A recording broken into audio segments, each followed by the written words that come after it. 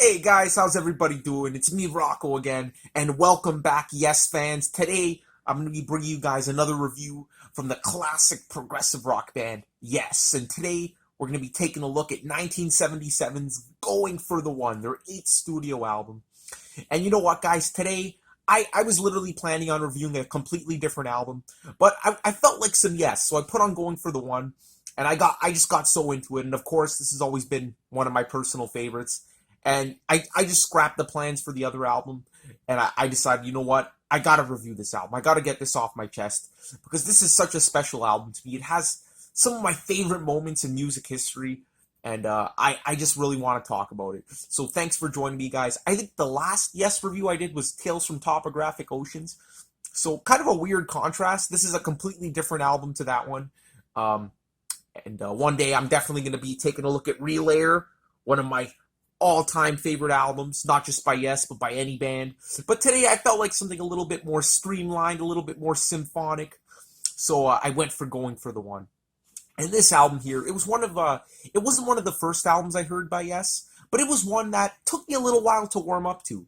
Of course, this album is well known for having the epic 15 or 16 minute song Awaken, which is widely considered to be one of the greatest Yes songs.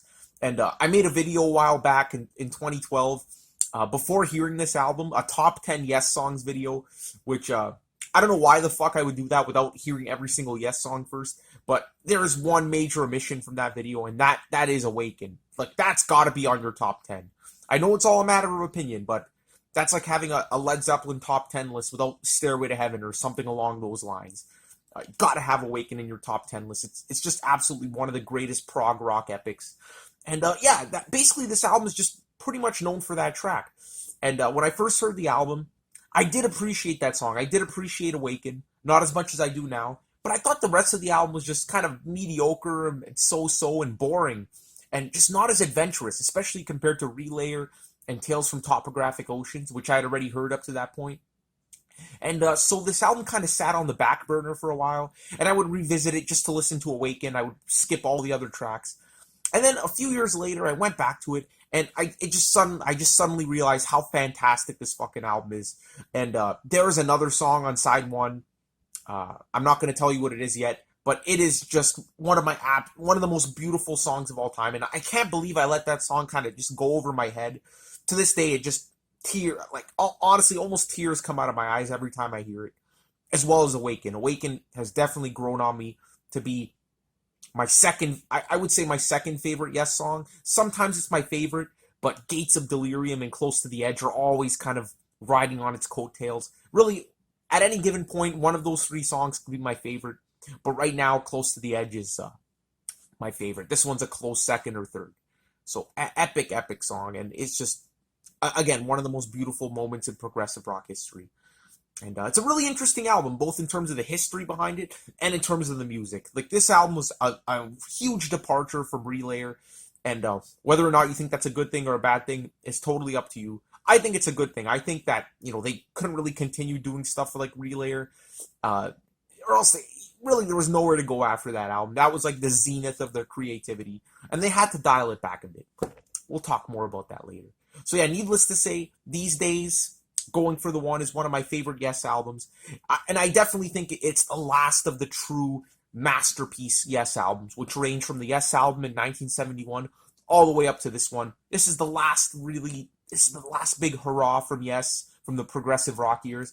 And I know they have a lot of great albums afterwards. I love Drama. I love 90125, controversial opinion, and I love Magnification. Those three albums there are classics, but really, they would never make another album as great as Going for the One, in my opinion. And I think that's pretty much shared among all the progressive rock, all the classic rock fans that I've spoken to. This really is unanimously agreed to be the last of the great Yes albums. And it's a really good one, guys. So let's talk a little bit about the making of this album, the history behind it, and then we'll get into the overall review. So let's set the scene. Let's go back to 1974/1975, when Yes were completing the Relayer tour. And at this point, Yes were absolute progressive rock giants. Again, it was the early 70s, 72, 73, 74, where progressive rock was a major force to be reckoned with in the music industry. A really popular genre. surprisingly enough. And yes, we're at the absolute peaks of their powers. They were considered the premier progressive rock band, along with Genesis, along with ELP and Jethro Tull. But I really think Yes were probably the most commercially successful out of all of them.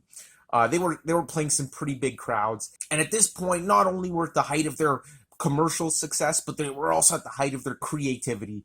I mean, the Relayer album and the Tales from Topographic Oceans, Close to the Edge, those three albums there are some of the most creative, complex, and just experimental progressive rock albums that you could ever hear. I mean, not experimental in the sense of King Crimson, where they were doing all kinds of these weird improvs and avant-garde stuff, but just experimental in terms of just pushing the boundaries of what you can do with rock music. Of course, Tales from Topographic Oceans, you got a double album, 4 20-minute tracks, a symphonic masterpiece. Then you got Relayer, which incorporated a lot of jazz fusion elements and was probably their most complex album. Also, probably Steve Howe's absolute peak as a guitar player, along with Tales from Topographic Oceans. They were just pushing the boundaries, creating long-form tracks. Really, if you look at Yes from Close to the Edge up to this point, their last three albums, okay, only had 10 songs between the last three fucking albums, which is insane, and just really shows you the complexity and really the adventurous nature of Yes, their ambitious nature, really trying to create these long-form epics. And their stage design was elaborate as well, designed by their long-term artistic collaborator, Roger Dean. These guys were just shooting for the stars. And they really had nowhere to go after this. So they decided to take a break.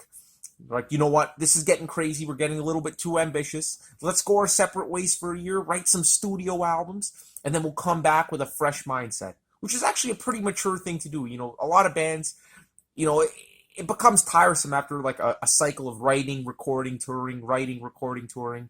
It can get old. It can get stale after a while. And Yes felt that, like, really after Relayer, they had nothing left to prove. That album was kind of like their big statement. So they went off. They all made some solo albums that I can't really comment on because I haven't heard them, embarrassingly enough. And I know I should as a Yes fan. But they reconvened in October of 1976. You know, a few years went by. And the music scene was starting to change too. Progressive rock wasn't as big. And they had all these musical adventures on their own and collaborating with other artists. And they came back with a fresh mindset. And rather than going into the studio, they decided to do another tour, another brief tour, with Peter Frampton, funny enough. So that must have been a sight to behold. Fucking Yes, one of the most experimental progressive rock bands, paired up with Peter Frampton, just a good old-fashioned rock and roll player from the 70s, fantastic player, and that must have been a nice contrast to see. But these shows actually ended up being their highest selling. So despite progressive rock waning in popularity, Yes, we're still at the top of their game, and who knows if... I doubt Peter Frampton brought in those huge crowds, because this was before his famous Comes Alive album. So I think Yes were really the main attraction, and it's incredible how they still had that staying power with the fans and with the rock community, which is really cool. And so basically, Yes ended up going back into the studio. They became tax exiles, which a lot of those English bands were doing at the time, which means they would basically be living abroad because they didn't want to pay the fucking taxes or whatever. I don't know the fucking politics behind it. But they ended up finding themselves in Switzerland, of all places, the most neutral country on earth. And they were all set to record in the studio. And when they got there, ELP was fucking still recording their Works album, which they were scheduled to finish a long time ago, and they were still at it. So Yes had no choice. They were just in Switzerland. They enjoyed the sights for a few days or a week or so. And then they had no choice but to kind of rehearse at a different studio. And they were coming up with a few ideas here and there. And at this point, I should mention that the lineup consisted of John Anderson on vocals, Steve Howe on guitar, Chris Squire on the bass, Alan White on drums, and Patrick Moraz on keyboards, who had appeared on the Relayer album and the Relayer album only. Before that, it was Rick Wakeman and Tony Kaye, even prior to Rick Wakeman. But his stint in the band wouldn't last for long. Not that he wasn't a fantastic keyboard player, but John Anderson really had his set sight on getting Rick Wakeman back. And just as a side note, at this point in time, Rick Wakeman, he was a pretty big star. I mean, he went off from Yes and had a pretty successful solo career, which is incredible considering his albums consisted of classical piano and keyboard synthesizer extravaganzas. And they sold really well. I think his album went to #1 on the charts, which again just goes to show this time period was amazing in terms of prog bands achieving commercial success. But at this point, in 76, his career was waning a bit. He was getting into some financial difficulties. And funny enough, at this point, John Anderson was kind of sending him the new ideas that, yes, we're working on, and said, why don't you come down to the studio and play as a session musician on a few tracks? And Rick Wakeman must have been suspicious because, he knew Patrick Moraz was still in the band, but John Anderson was kind of secretly plotting against him, and I guess the other guys in the band too. I don't want to single out John Anderson. And so Rick Wakeman came back kind of as a session musician. They ended up firing Patrick Moraz unexpectedly, and he was kind of thrown under the bus. Like, he had no idea why he was being fired. John Anderson used the excuse that he wasn't really into the music they were playing, so who knows if that's true. But really, I think that was an excuse to kind of get Rick Wakeman back in. So they let Patrick Moraz go, and Rick Wakeman was actually surprising how mature the band were. They weren't fighting, they weren't arguing like they were in the past.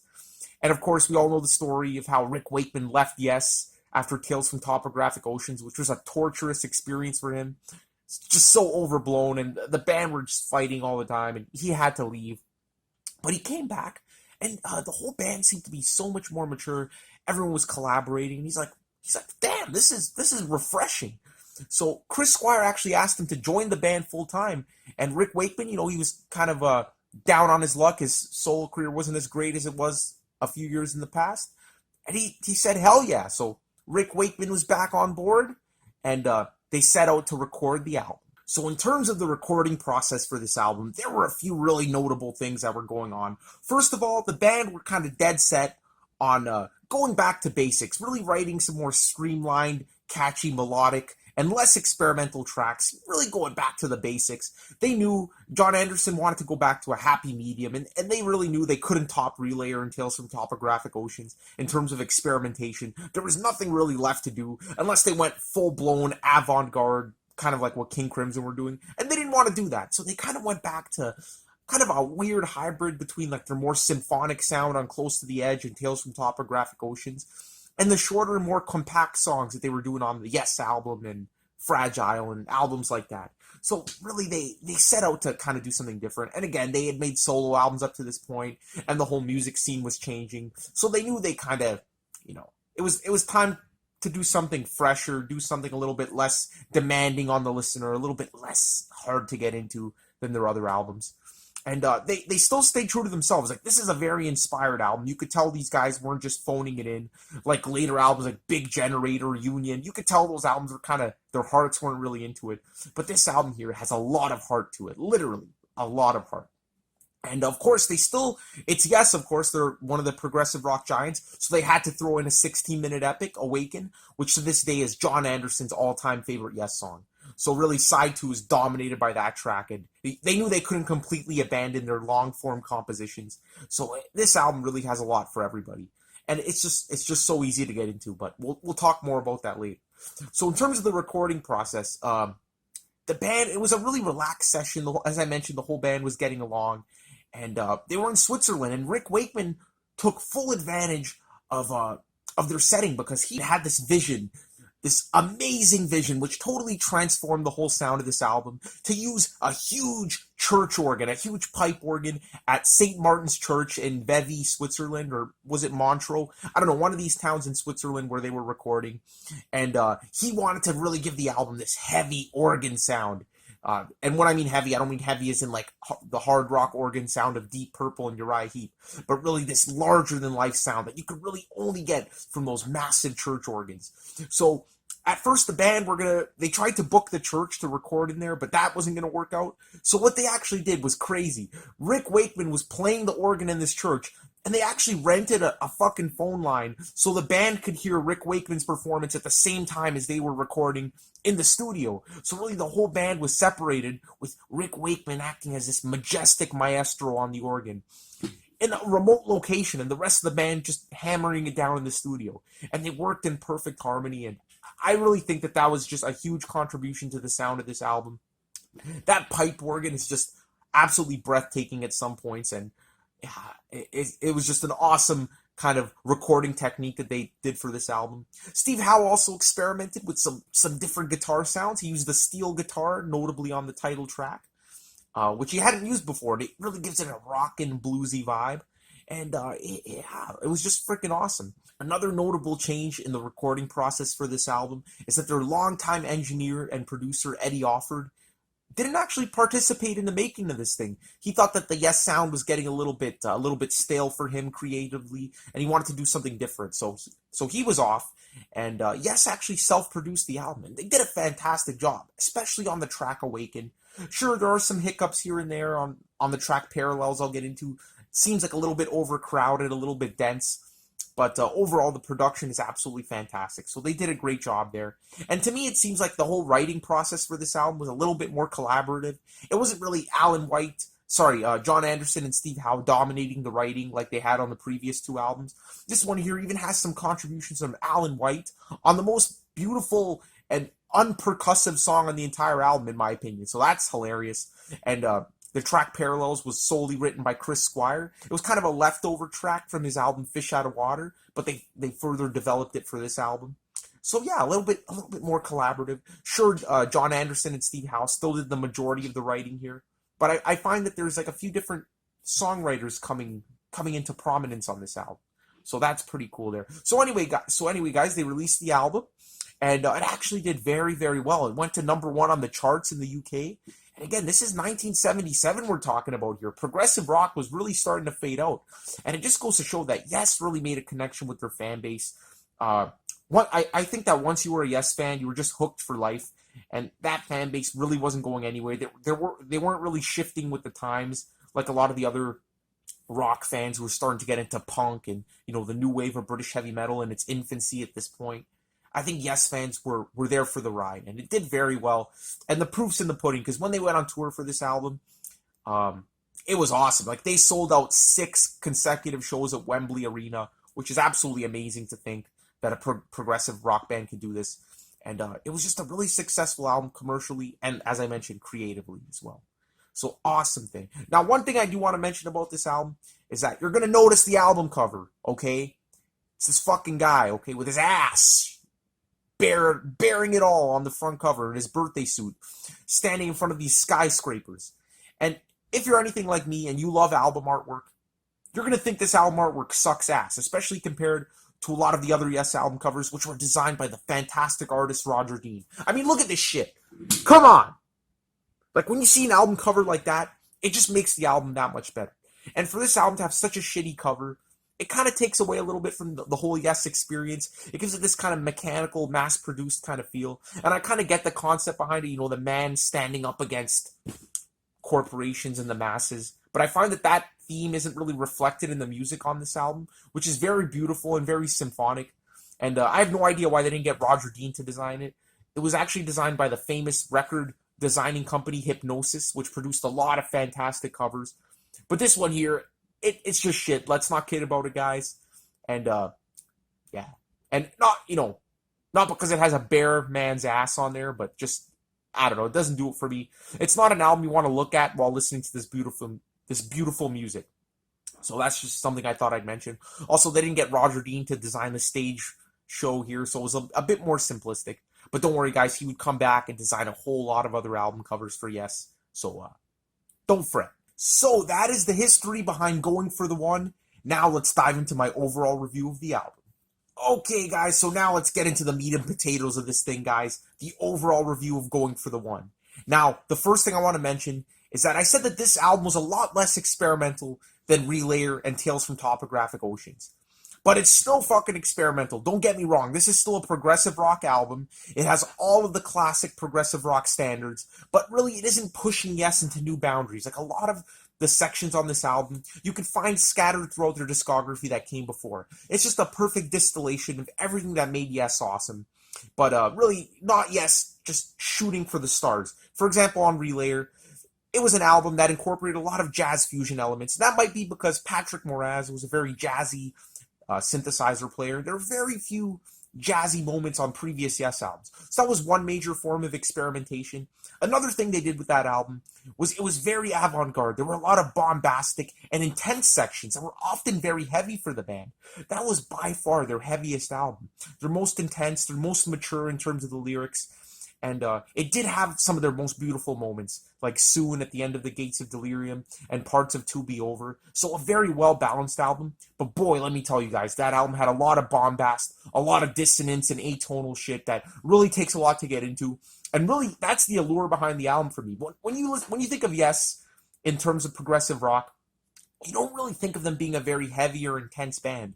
But fuck me, when you go back and listen to Relayer, that was their statement right there, and really stands alongside some King Crimson albums, some Vandergraaf Generator albums, as some of the most intense and bombastic prog. This album here, completely different. Okay, a lot of the songs, actually none of the songs have anything really hard to get into. I really think a casual prog fan or a casual classic rock fan could easily just slap this album on and just get sucked in and taken away. You really don't have to try to get into it. It's just immediate. And again, that's ironic because I said this album took me a while to get into. But it took me a while to get into because it wasn't as experimental as the previous Yes albums. Like, that's what I was expecting up to that point. But yeah, very accessible album, very streamlined. Again, even the 16-minute epic Awaken really takes its time to develop its sections. It isn't just constantly bombarding you with shit like the first 13 minutes of Gates of Delirium on the previous album. It really takes its time and really focuses on building strong, epic, symphonic melodies. And the first half of the album, side one, has some awesome tracks on it. Going for the One, it's the most rockin' Yes song we've heard in a while. Again, it's a weird track, don't get me wrong, but it has that rocking, bluesy vibe that they hadn't really touched in a while. And then we got some beautiful ballads, Turn of the Century. We got Wondrous Stories, Parallels, just some really accessible tunes there. And one thing I want to mention is that this album here is absolutely beautiful. I've said that before. There's some moments of just absolute majestic, sheer symphonic beauty that really just puts a tear to your eye. Very laid back and relaxing. Kind of like, think of Gates of Delirium, again, the Soon section, but really stretched out across multiple tracks on the album. Namely, Turn of the Century and Wondrous Stories, as well as the massive epic Awaken. So yeah, very beautiful, very laid back album compared to what came before it. And it's fantastic. And I gotta mention, guys, Rick Wakeman's performance on this album is absolutely fantastic. Like, he comes back, and Rick Wakeman was really a huge contrast to Patrick Moraz. He was a classical-inspired keyboard player and very, very symphonic sounding. Like, he had those big, epic climaxes on Close to the Edge.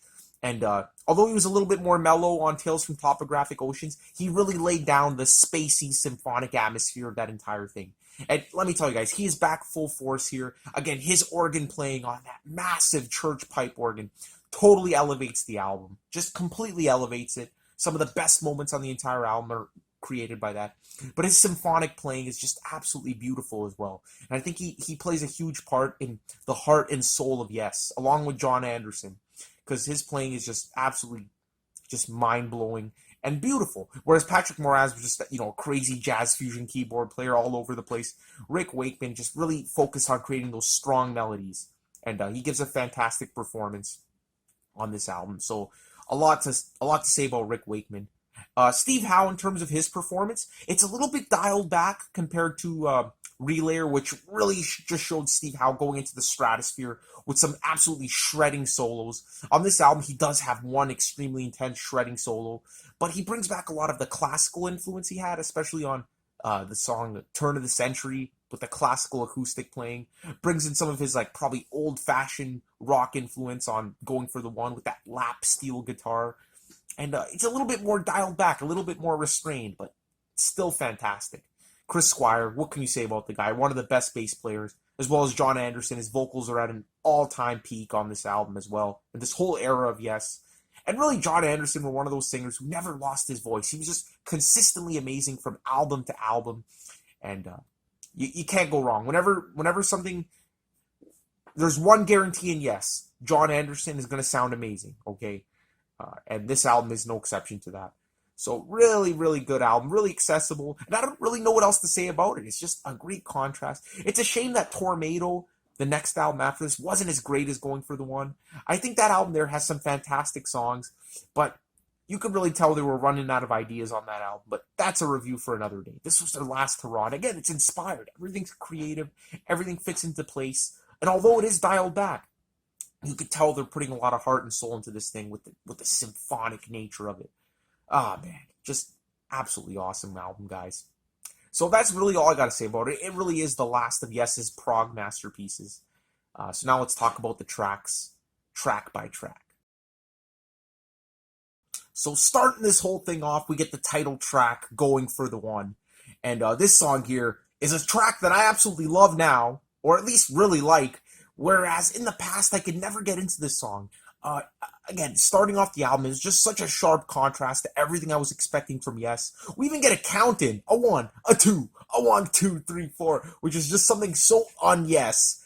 And then all of a sudden, Steve Howe comes in with that bluesy, rockin' lap steel guitar, and I was just blown away at this point. I was like, what the fuck's this? And then John Anderson comes in with the singing, and it has this upbeat, driving rhythm to it. Rick Wakeman's playing this honky tonk piano in the background, and it's really cool now. Like, I appreciate that. It just shows that, yes, we're kind of going back to their roots.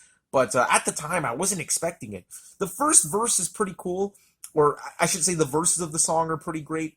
John Anderson's just singing this kind of this driving rhythm, the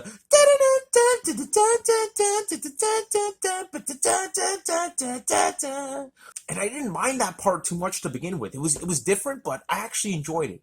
But then the song gets into this weird section where Steve Howe's lap steel guitar playing is just going off into the stratosphere, sounding really, really spacey and intense, while John Anderson is just kind of chanting over that, this kind of hypnotic rhythm.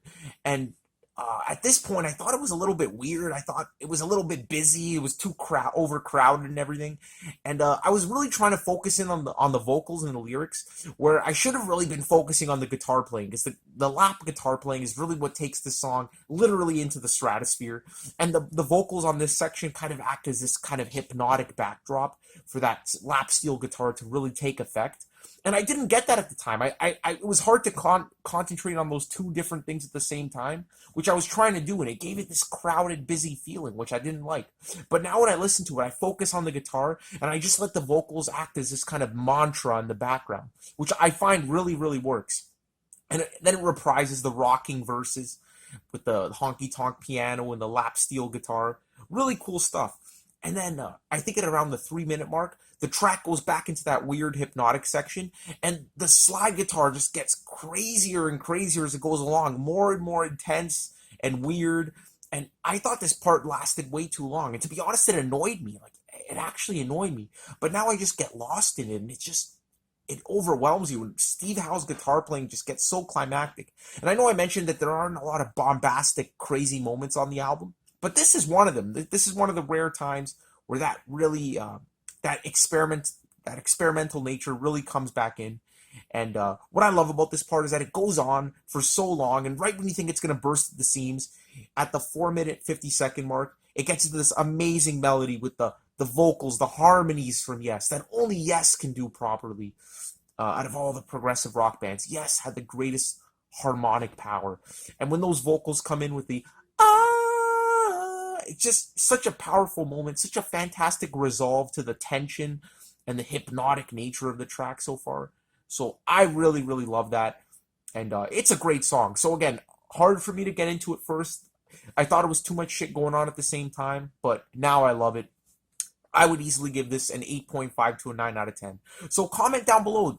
Did you guys struggle to get into this song as much as I did? Because a lot of people seem to really like it. And I guess it just took me a little bit longer than most people. But Steve Howe even considers this to be one of the most underrated Yes songs. So great kickoff to the album. All right, guys, this next track here, Turn of the Century, is a really special song for me, guys. Just both emotionally and musically, this song just really does it all for me. I think this might be one of the most underrated Yes songs. And when I mean underrated, I mean like one of the least talked about Yes songs, because this would easily be in my top 10. It's an absolutely beautiful song, one of the most beautiful songs I've ever heard in my life. Just absolutely exceptional from start to finish. And I can't believe I'm kicking myself in the head every time I think about how many times I skipped this track to get to Awaken back in the day. Just what a fucking shame. This track here, everyone should know about this song. It's one of the most beautiful Yes songs of all time. And it has nothing to do with the lyrics. And the lyrics are pretty emotional as well. It's about someone whose wife passes away, and then he decides to create a sculpture in her honor, and the sculpture comes to life, and his wife comes back, and It's just this really weird, magical, mystical kind of thing that it's kind of cheesy if you think about it, but the music is not cheesy, guys. It's just absolutely beautiful. It starts off with Steve Howe's amazing classical playing, and it goes on for a while. It goes on for about a minute, or no, it doesn't actually. It doesn't go on too long. But the acoustic section of the song does go on for a long time. And Steve Howe really deserves more credit for his classical acoustic playing. He is just right up there with some of the best. And even on albums like Tales from Topographic Oceans, he really shone on the acoustic classical playing. And this song here is probably one of his best performances in that vein of progressive rock music. John Anderson's vocals are just soft. Okay, guys, soft to the epitome of softness, where it's caressing your ears with beauty. One of his best vocal performances, and it's just absolutely ethereal, like just absolutely incredible. Rick Wakeman comes in with his synthesizer, just laying down this absolutely swelling melody that just builds, and the volume of it rises in the mix, and it's just, it's not busy or anything. It's just literally adding atmosphere. Rick Wakeman must have had a really easy time playing on this track, but his playing really gives the song that extra something special. And John's voice crescendos and it gets so passionate, especially during the part where he says, like leaves we touch, we dance, we once knew the story, which is kind of like the chorus of the track. Oh man. And especially when he sings, there's literally a crescendo where he says, he could touch her, he could see her. And the whole thing just kind of climaxes with the vocal harmonies. And the thing is, these vocal harmonies here weren't actually recorded by Yes. Usually Chris Squire, Steve Howe, and Alan White would contribute to the vocal melodies. This was an actual choral vocal melody conducted by Rick Wakeman at the same church he played that Hammond, sorry, not the Hammond organ, the pipe organ at, with an actual choir. So that really gives it a lot of authenticity and a lot of emotion behind it. Absolutely fucking beautiful. So beautiful. I can't say that enough. Then at the 3-minute 50-second mark, we get this beautiful acoustic piano coming in, or sorry, classical piano, and it really takes over, and the whole atmosphere of the song just, it's absolutely mournful. We get Steve Howe coming in with his violin-sounding guitar playing, sort of like stuff that you would expect from Steve Hackett from Genesis, and it's just swelling with emotion, and you gotta love the interplay between that swelling guitar and the classical piano that's still going on in the background. And it builds and builds into this amazing crescendo, this amazing climax, where the guitar is absolutely soaring above the entire track. It's absolutely fluttering. And John Anderson comes in and, man, it's just, tears come to my eyes every single time, guys. And then it finally ends off with that acoustic guitar opening. Just a magical, beautiful song that I really can't say enough about. It gets a 10 out of 10, and it's 8 minutes in length, so it really gives you a huge section of beauty on the album, which I already mentioned is just one of the most atmospheric, beautiful albums in Yes's discography. And the amazing thing is, Alan White, of all people, contributed a lot of the writing to the album, a lot of the melodies. Sorry, not to the album, to the song, I should say, which is crazy because there's very little percussion in this song whatsoever, and just goes to show that Yes were really had so many strong songwriters in the band at the same time, which really gave it the magic. So Turn of the Century, one of my absolute favorites, and I have a lot of nostalgic memories with this song as well. I remember me and my friends, we would go up to my good friend's grandparents' house every summer, and we would just ride his boat out into the lake. And one night I decided to play this song, and I don't know if my friends were into it, but that was just a magical moment for me, just staring up at the stars in the middle of the night on this boat in the middle of the lake, hearing this beautiful song. Music does that to me, honestly, guys. It strikes me on an emotional level, and no song on this album does that more than this track and Awaken, which we're gonna get to. So amazing song. You really got to hear this if you love Yes, especially if you love the softer side of Yes. Then we get to track number 3, Parallels. This was the track I was talking about earlier that was written by Chris Squire, and it was kind of an outtake from his album Fish Out of Water, but they further developed it for this album. And I gotta be honest, guys, this track here, I dislike very few Yes songs, and I wouldn't say I dislike this song, but I think this was a missed opportunity because the individual components of this track are absolutely incredible, but just the way it's structured, the way it's all put together, just doesn't gel for me. This just, to this day, I mentioned that I couldn't really get into the first side of this album.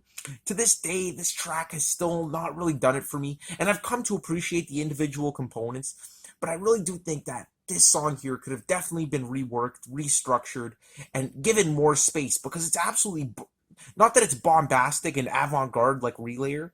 I still stay true to my word by saying that this album is an avant-garde, but with this track here, they're just throwing way too much at you, too many different components going on at the same time.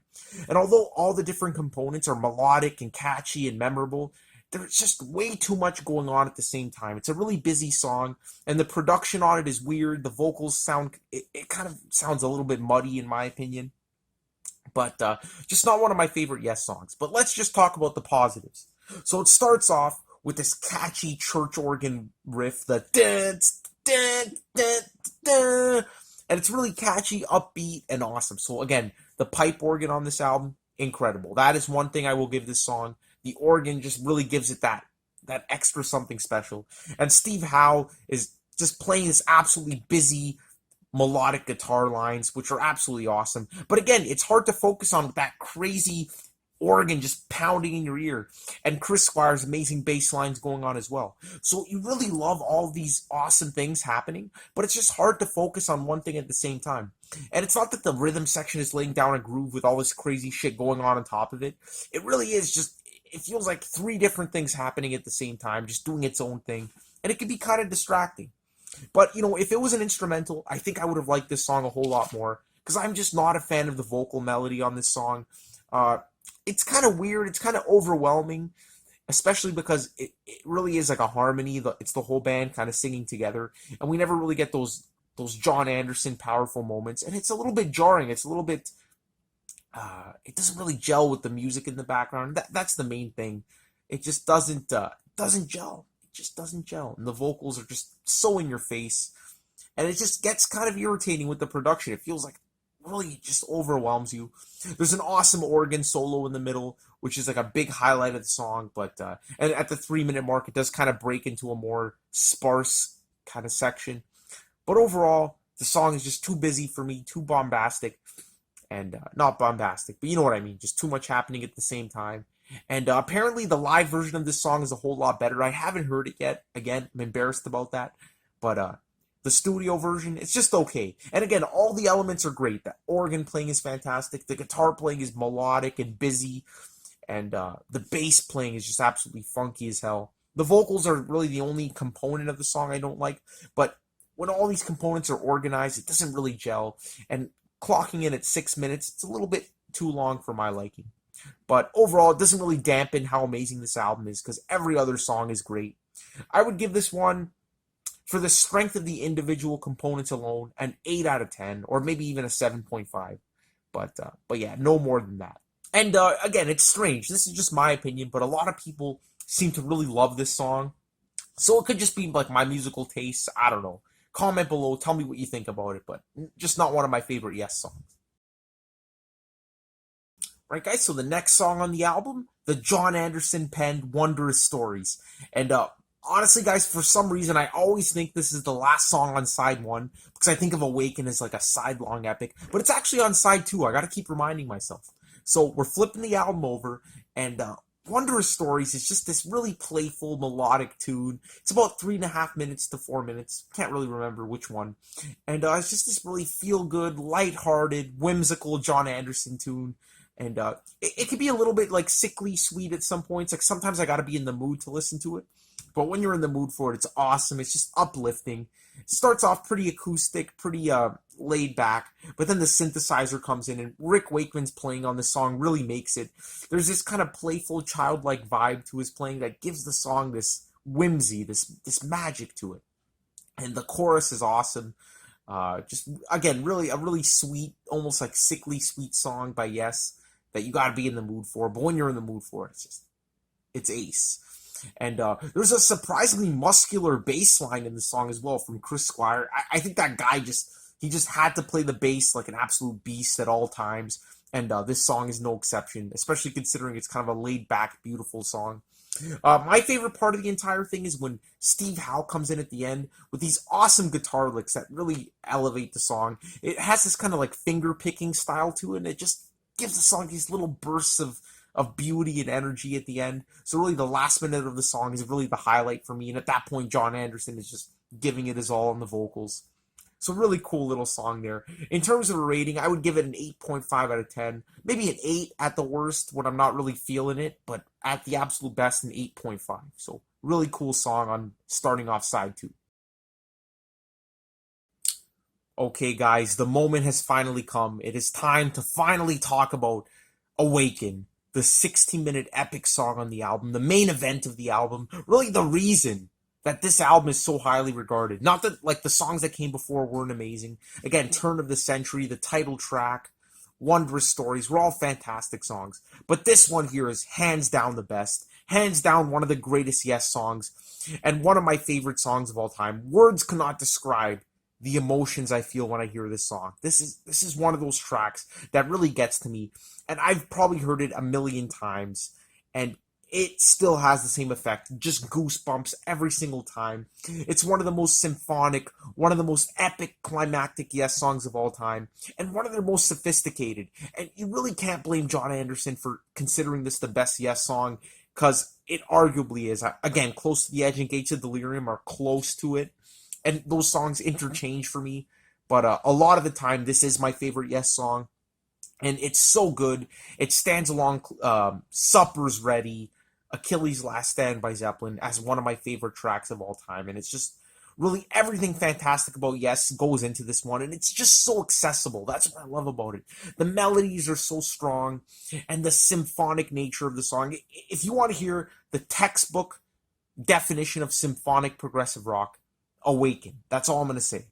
Sure, Tales from Topographic Oceans comes close, but everyone is just firing on all cylinders when it comes to the classical symphonic sound on Awaken, especially Rick Wakeman. And again, it's easy to say Rick Wakeman steals the show with his fantastic organ playing, again, from that church, and his direction of that choir, which really adds so much to the track. But fuck, guys, Steve Howe. Steve Howe's guitar playing on this song is just a masterclass, an absolute masterclass in range, in moods and atmospheres of guitar playing. He goes from absolutely intense and sinister at moments to some of the most beautiful melodic playing you'll ever hear in your life.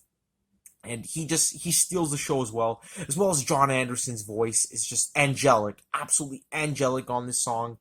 And it's just honestly a spiritual experience. This song here is as close as you can get to a genuine spiritual experience if you're not a religious person. And everything about it is amazing. What I love about this track is it's 16 minutes, but it really takes its time to develop the sections. There are a lot of reprises, really reminding you of what came earlier in the song and really holding the whole thing together. And it never really wanders off into really excessive territory, kind of like on songs like Sound Chaser from the previous album Relayer, where it was just kind of all over the place. Awesome and amazing, but all over the place. This one here is really cohesive. And I mentioned earlier that I appreciated this song a lot more now than I used to, and that really comes down to the middle section, which I now consider one of the highlights of the track, but really right when the song gets to its climax, it winds down into this slow build-up, which when I was a kid, when I was like 14, 15, getting into this album for the first time, I didn't really appreciate that section. I didn't really know what the whole point of that was, especially after that climactic section. I thought it was kind of overkill, kind of just extending the song for the song's sake. And again, I feel like just fucking going back in time and kicking myself in the head because it is absolutely one of the most beautiful moments in music history. And I really mean that this song is just one of my favorites of all time. So many highlights. So without further ado, let's kind of like dive deep. I really want to spend some time on this one because it is the main attraction on the entire album. And, really is like what keeps you coming back to it. So the track really starts off with a jolt with Rick Wakeman coming in with this classical piano playing. Again, just solo piano. And it starts off with this burst of energy that just fucking awakens you, for lack of a better word. And it's just amazing. It's such a dynamic piano section. Just proof that Rick Wakeman was just a maestro of classical piano playing. Just so amazing. Then it finally winds down and we get the spacey synthesizer in the background laying down the bedrock, the atmosphere.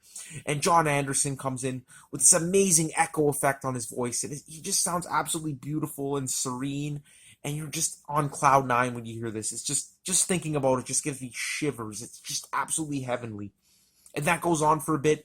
Then at the 1 minute 30 second mark, the song really picks up the pace and the guitar comes in and it builds into this epic crescendo, and the guitar. Oh my god, guys, Steve Howe's guitar playing on this part is absolutely insane. It has this kind of sitar sound to it, but it's just an electric guitar, but he gives it that sitar sound, and it just builds, and it has this epic drive to it, and just the way it coalesces and everything just merges together, just it just comes out of nowhere. It comes out of the ether. And then we get John Anderson's spiritual chant coming in with the sun, stars.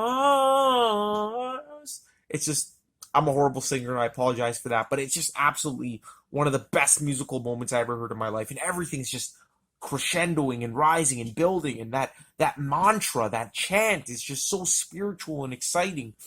And then at the 2-minute 50-second mark, we get one of Steve Howe's greatest, most intense guitar solos, just absolutely shredding the fuck out of this guitar. And I'm getting so worked up, guys. I'm sorry. I love music this much. It does it to me. But really, this is one of the most climactic, intense Steve Howe guitar solos. Right when you think it climaxes, oh, fuck, there's a whole lot more.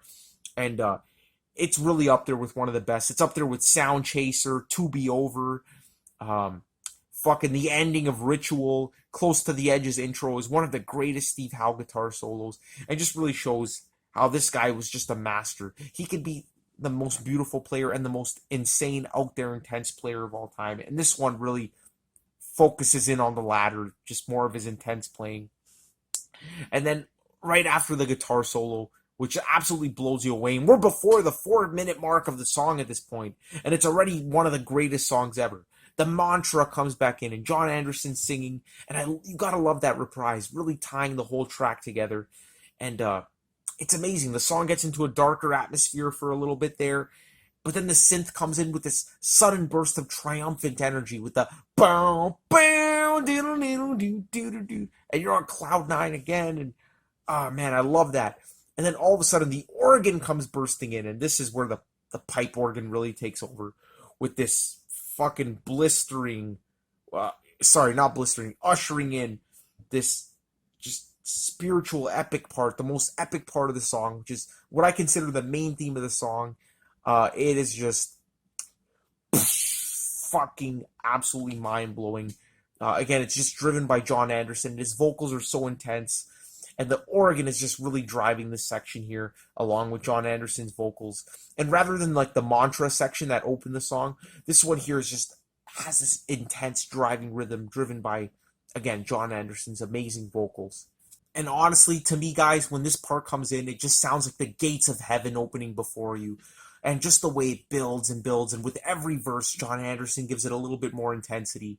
And the section I'm talking about here is the workings of man, yada, yada, yada. That part there is just, and the organ is just fucking heavenly. I mean, this is literally as close as you can get to a spiritual experience.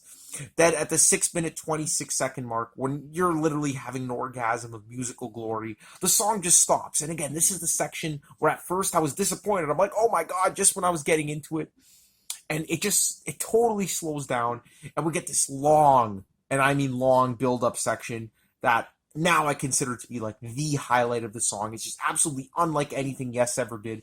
It takes its time, it's atmospheric, and it's absolutely beautiful. And it just starts off with Alan White coming in on these chimes or these bells with this melody, this dun dun dun dun dun dun dun dun dun, and it just builds up from there. And then all of a sudden, this flute-sounding synthesizer comes in, and fuck it, I just love how the instruments keep coming in, and it just builds up, and the organ comes in and it starts swelling, and the organ and synthesizer just work together so perfectly at this point. And the melodic guitar melody comes in later on. And sorry guys, I'm looking down at my notes a lot, but because there's so much to say about this song, and it just has this mysterious vibe to it, and just the way it swells and builds, and the organ comes in and climaxes. And then right when you're in heaven, this is like literally 3 minutes of this slow, gradual buildup that I appreciate so much more now. John Anderson comes right back in with that epic working of man section, but it just sounds so much more heavenly at this point, if that was even possible, because we got the choir coming in with these vocals in the background, and it just thinking about it brings tears to my eyes, and it just again, it builds. It fucking builds to the max. And we get this climactic guitar solo that comes in, and it's just absolutely soaring. And then right when you think it can't get any more climactic, another verse comes in, and it's just, I'm just speechless at this point. The organ comes in. There's this awesome organ kind of solo section at the 12-minute mark, and it climaxes again. Again, so many freaking climaxes on this song. It's like overeating at a buffet. They give you what you want and so much fucking more. And it's larger than life. You get the larger than life choral sections, and then the last 2 minutes of the song just perfectly finish it off. It just winds down. We get the organ, and it just reprises the intro of the song with that beautiful, soft John Anderson singing. And it adds a little bit more to it when he sings, like the time I ran away. And that part there is just... I just want to give a shout out to the YouTube channel Canadian Stud Muffin, just getting off topic, because he also really enjoys this song. And he always says when he gets to this part, he's tearing up. And I'm tearing up a lot before this part of the song. I mean, this is just the icing on the cake. And it just ends off with this bluesy little guitar lick that just grounds the song. And it's just... it just leaves me speechless every single time. And again, this is a song I've been listening to for like at least 10 years now. And it just has the same effect every time. And I listen to it frequently. It's worth the price of admission alone. If every single other song on the album was absolute garbage, I would still buy this album for this track alone. It's just one of the greatest musical moments in history. I can't say much more about it, guys. Honestly, I think this is just one of those musical moments that it just makes life worth living, to be honest. It's that great. So if that doesn't sell the album, I don't know what will. I love it that much. And there's a fantastic performance of John Anderson playing this with the Swedish band or the Norwegian band, Todd Mobile. And they get a full orchestra playing it, and it's just incredible. An incredible performance. And John Anderson really gives it his all. When I saw Yes with Trevor Rabin and Anderson back, I think 2 years ago now, they played this track. And they totally changed the arrangement. It was just as incredible. And it was just one of those moments I'll never forget in my life.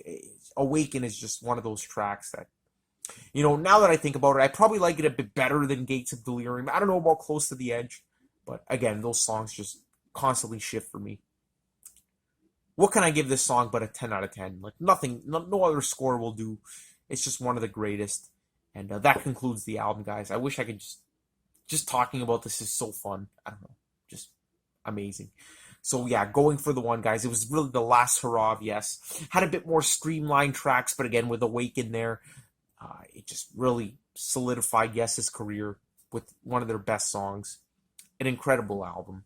Highly recommended, guys. And you know what? I think that's all I got to say about it. So thank you so much for watching. Truly appreciate it. Go listen to Going for the One. It's an incredible album. And I'll see you guys next time. Take care. Peace out.